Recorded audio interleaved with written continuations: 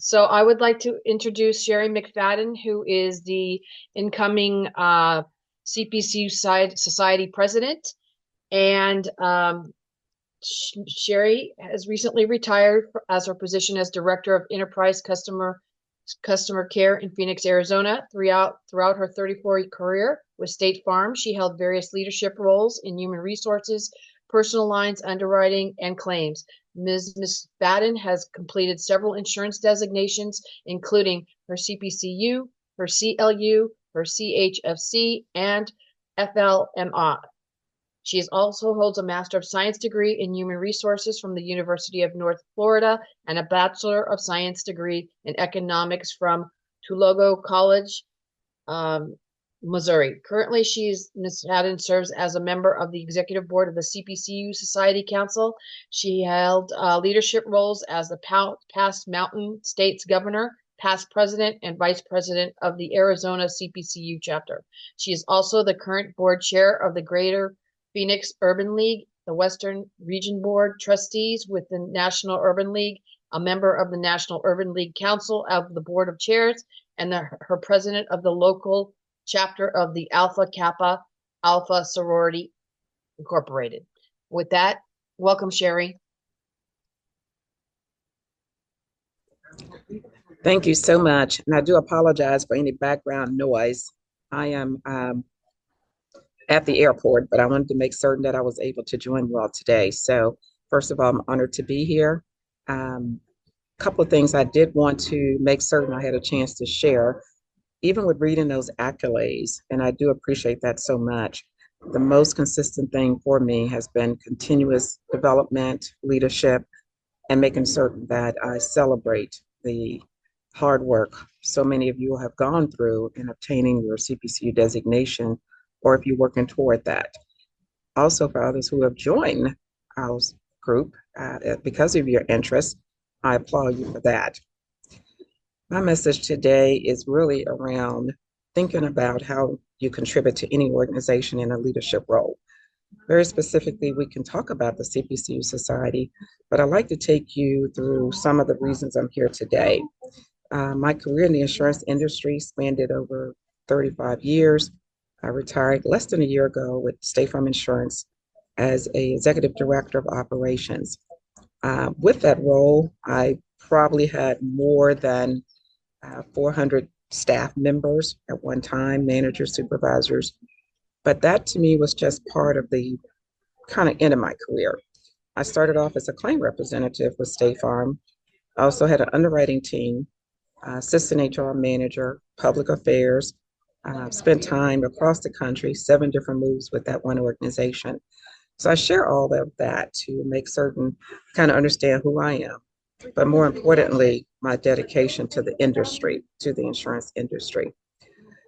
Leadership for me is best embodied in the agility to learn, to continue to want to contribute, and more important, self-development. I'm hoping that as you all celebrate today, that that's your basic thing. And with that, if there are any questions or any other aspects of this presentation I can answer for you, let me know.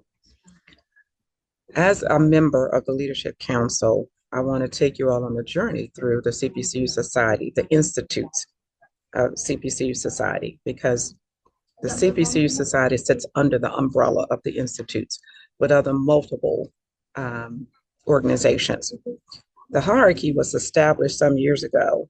Prior to that, the CPCU Society stood alone. It was by itself. There's advantages to being a part of the Institute. One is we have a phenomenal staff to help us with some of the curriculum, to help us with events, such as planning for our upcoming annual conference, which is going to be in Orlando, Into Risk, which used to be called our Conferment. But again, with changes in the organization, Into Risk is more about than just a conferment. It is a celebration, and it also provides learning opportunities.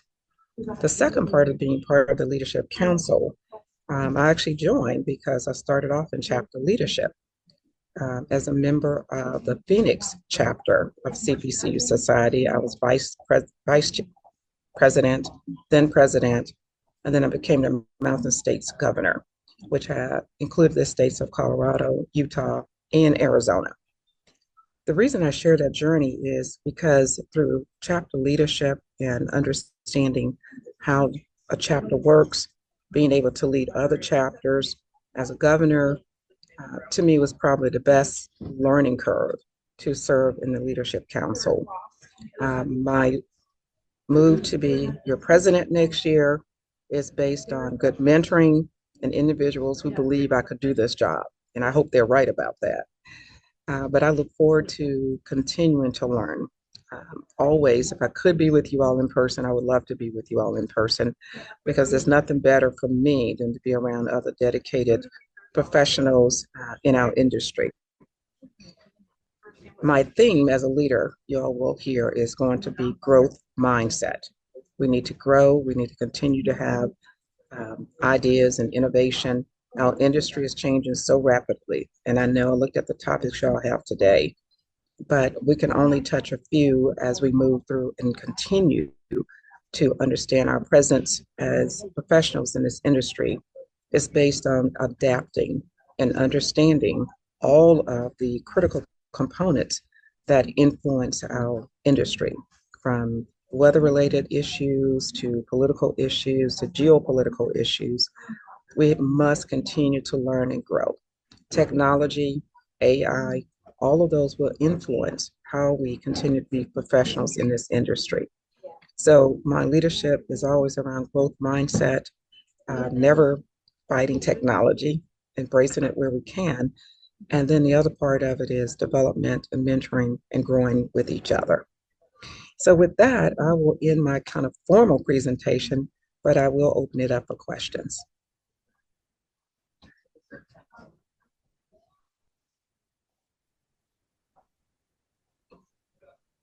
Do we have any questions for Sherry?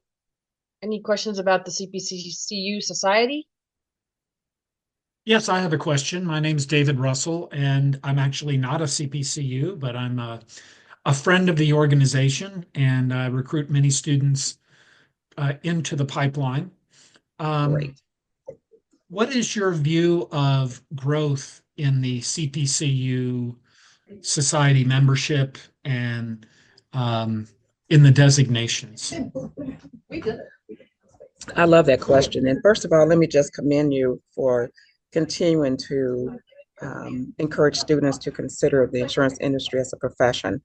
The other is the fact that I'm a big fan of academia. I believe that this is probably one of the untapped areas, resources that we have for growth. It is within our universities and colleges and other areas where there's a strong understanding of the theories of risk management.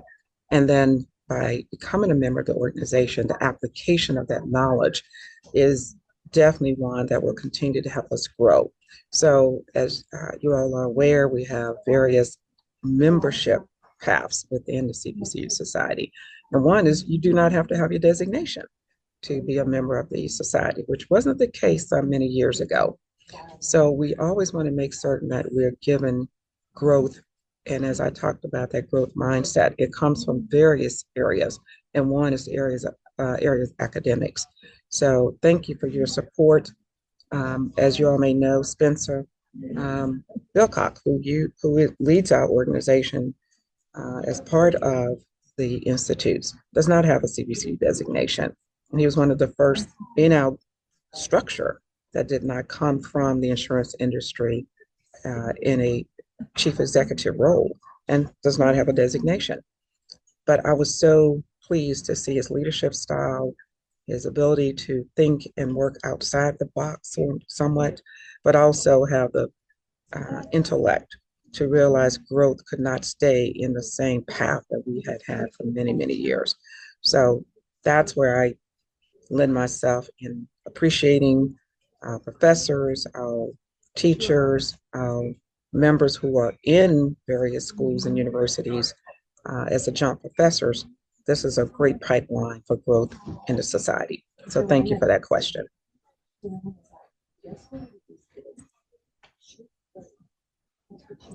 I think I had you'll have another some question. questions.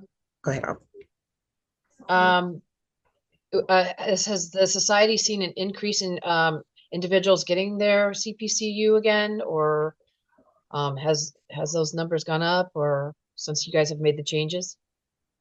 Yes, there has been an increase in membership, and we think that trajectory will continue.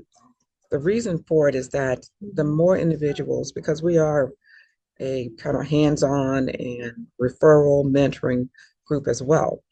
And what I mean by that is that because we open up those additional paths to membership to the CPC Society, that what we're learning is that there are others who are speaking for us outside of the industry, such as in our areas and fields of academia, such as with Gamma Iota Sigma on campuses where, of course, that fraternity exists, not only for just those students interested in actuarial science, but interested in the industry as a whole. So yes, we are on a trajectory of growth. We're not at the high watermark we once were at one time with the CPC Society. And there have been many reasons for that. But I see the growth. And another part of our growth is the global markets. So about 5 years ago, we pushed really hard to see where the society could go in outside of the United States. And it took time, and it has taken a really good group of people to really understand how we could bring this together. So I give kudos to Elaine George and her group who work with what we call the GVS, our global virtual teams and groups. West Africa, Bermuda, our European chapter. So growth is also international, and we didn't have that before.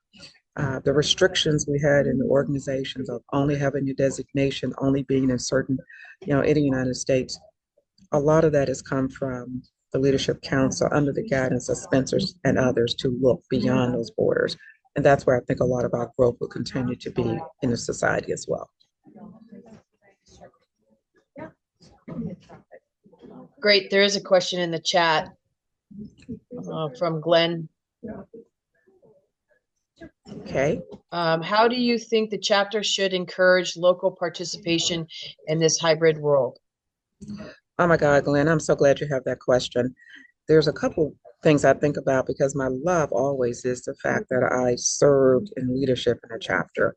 And I always consider myself a member of a chapter. The Phoenix chapter is my home. This, prior to COVID, most of our meetings, as you all know, were in person, great luncheons, great opportunities for us to get together. Some people even had morning meetings or breakfast instead of lunch, but it was hands-on, your traditional meetings in person with a speaker or whatever the case may be. After COVID, post-COVID, it has been a struggle to really manage the opportunities for bringing chapter members together. So here's what I recommend, and I've seen this work pretty well in certain chapters.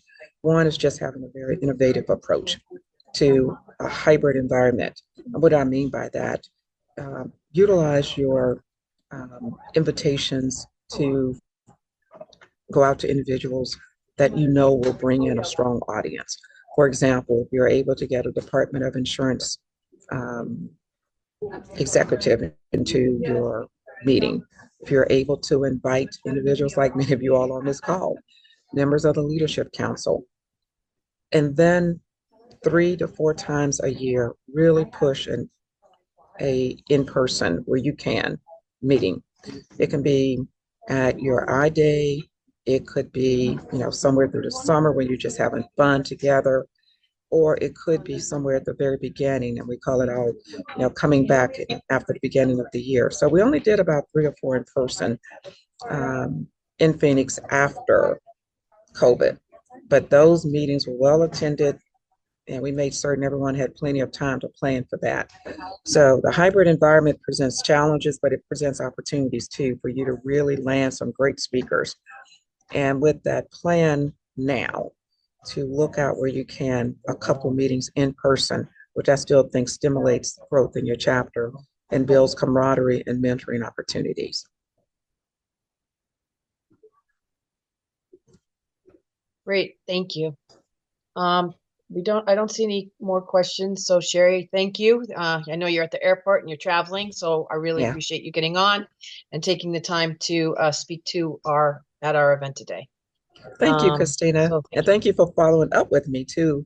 You all know I live in Phoenix, so one of the things I promised to do in 2025 is definitely come over and visit LA. So I will be spending some time getting around the country, but since I'm out west, I'm going to start there first. So keep me on your Oh, great. invitation list We and will. quite a Thank few you. other too. All righty. Great. Have a good day. Thank you.